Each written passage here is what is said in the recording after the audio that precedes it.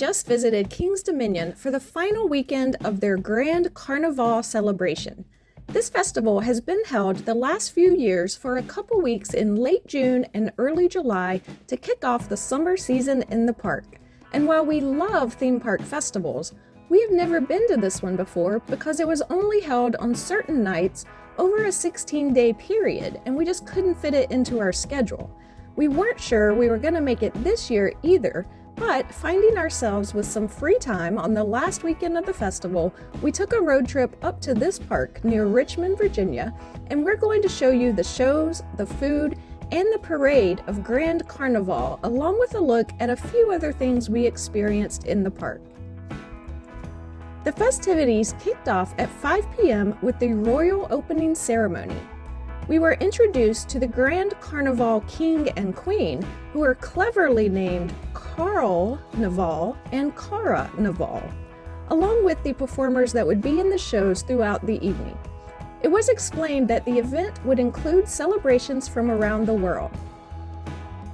Indeed, the dancers at the event performed styles of dance made popular in France, China, India, Spain, Italy, Germany, and the USA. All shows took place along International Street on a stage right under the park's replica of the Eiffel Tower. I was a little confused about what we were celebrating. Mardi Gras, which is celebrated in the spring before Lent, was mentioned, and Mardi Gras decorations were up in July. Carnival was in the name, and Carnival starts in January and is the season leading up to Mardi Gras that is celebrated in a number of countries around the world. But a number of the countries represented at this festival aren't really known for celebrating either Mardi Gras or Carnival. The opening show talked about seeing how people all over the world celebrate. Celebrate what? They didn't really say. By the way, as the opening ceremony ended, we got a look at some of the decorations, as well as some Carnival games booths, and even a crafts booth where mostly kids, but some adults, went to make crafts, such as these Carnival crowns. After about 20 minutes or so, the next show took place on the stage called Sounds of Carnival, which featured a drum troupe. They, like all the performers, were talented. At one point, they brought their drums into the crowd and let a couple of people in the crowd play. But they were definitely ringers, because you could tell it was not the first time these audience members had ever played drums. Anyway, in the past, it made sense that King's Dominion held Grand Carnivale in the summer, as they weren't even open during the months when Carnival and Mardi Gras are actually celebrated. But 2023 was their first year that this park remained open all year round. So they actually could have held this when most other parks were holding their Mardi Gras events. But here we were in the summer, celebrating nothing specific except that people all over the world celebrate things. We wanted to check out as much of the festival entertainment as we could, and along the way, Jack enjoyed a few rides.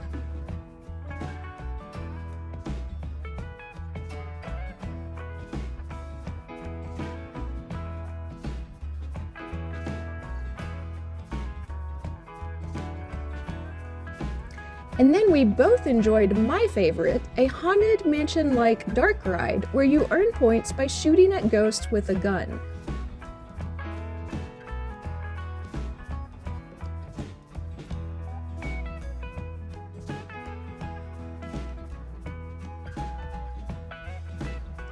One of the best parts of any good theme park festival is the food.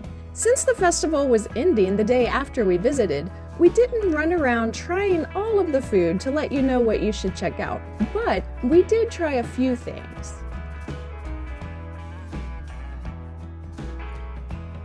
We got a croque monsieur at the France booth.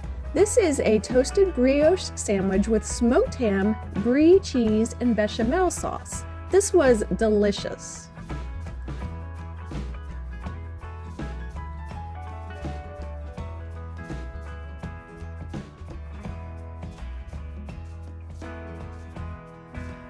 At the German booth, we tried the pretzel bites, which came with beer cheese dipping sauce. Jack loved these. I don't love soft pretzels as much as he does, but they were good.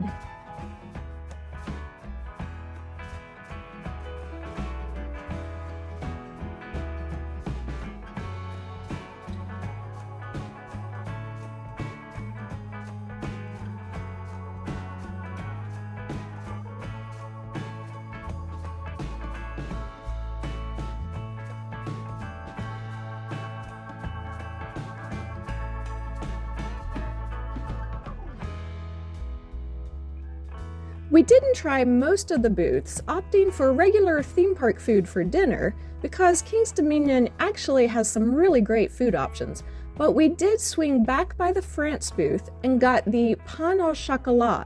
This was a really good dessert. It was chocolate wrapped in flaky dough with some powdered sugar on top. And we got an event signature mocktail served in a commemorative cup. This was Very Berry Party Punch, which featured a blend of berries and lemonade topped off with some Sprite. This was delicious as well. The next show on International Street was Retrospect. This show featured musical hits of the 70s, 80s, and today, performed by a team of singers backed up by a dance team. I have always enjoyed shows like this at King's Dominion. They always find good performers for shows featuring music and dancing at their annual Halloween and Christmas shows as well. This show included medleys of dance songs like Whitney Houston's I Wanna Dance with Somebody and Kylie Minogue's Can't Get You Out of My Head.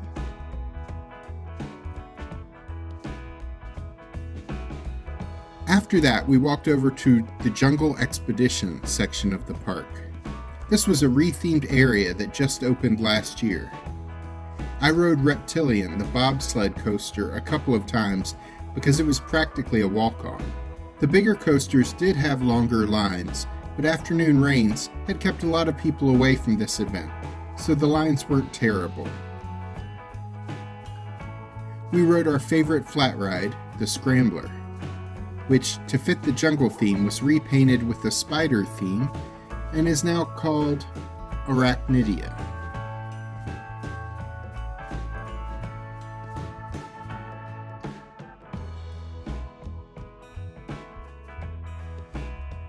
We definitely did not ride Toombili, Virginia's first 4D spin coaster.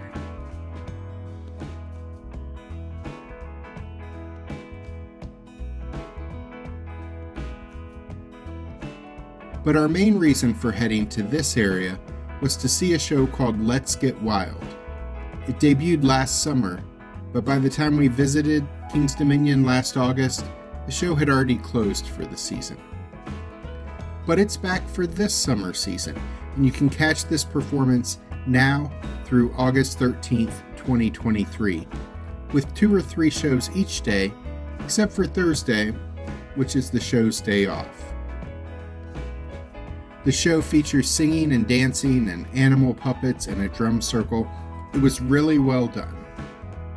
In this show, the jungle's base camp area becomes a stage as the performers celebrate nature and our place in it.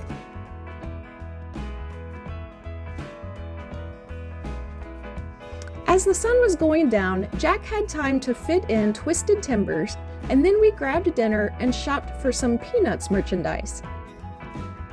I was looking to see if they had a Peanuts Loungefly bag, but they didn't have any in stock.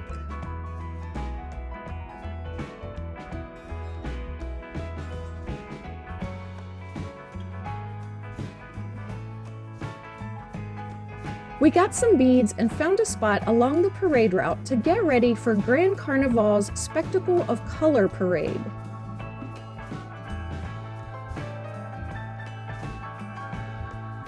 This parade featured all of the performers we had seen on the stage throughout the evening on International Street. They danced in the streets to the event's earworm of a theme song, which is now stuck in my head again after I edited all this footage together. They were accompanied by a number of parade floats reminiscent of Mardi Gras floats. Each float represented a different country featured in the Grand Carnival.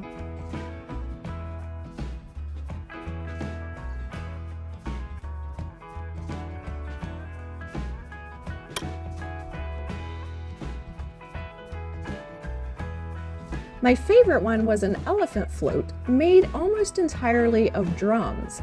You'll see that in our footage in a moment.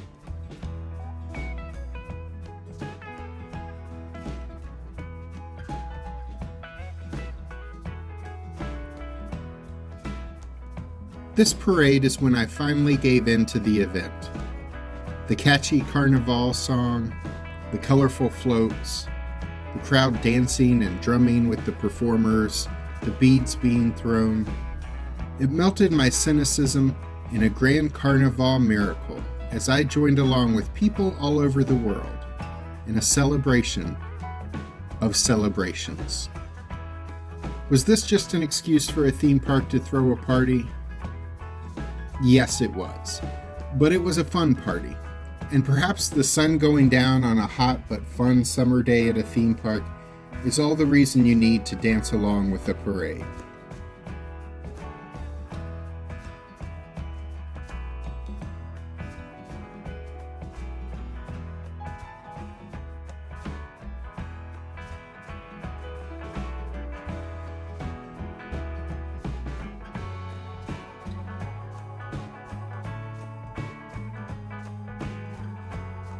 The parade wound its way through the park and ended with a dance party right in front of the stage on International Street.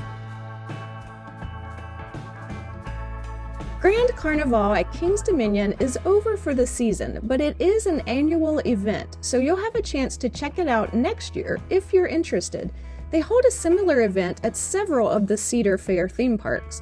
We recommend checking them out next year in late June and early July. Click the links at the end of this video to see our video about how the thrill rides at King's Dominion stack up against a theme park that is just down the road, Busch Gardens Williamsburg. Or you can check out our video about King's Dominion's annual Fall Spectacular that will return in just a couple months. It's called Halloween Haunt. I'm Alice. And I'm Jack. Be sure to click the subscribe button and the notification bell so we can see you the next time we're traveling through.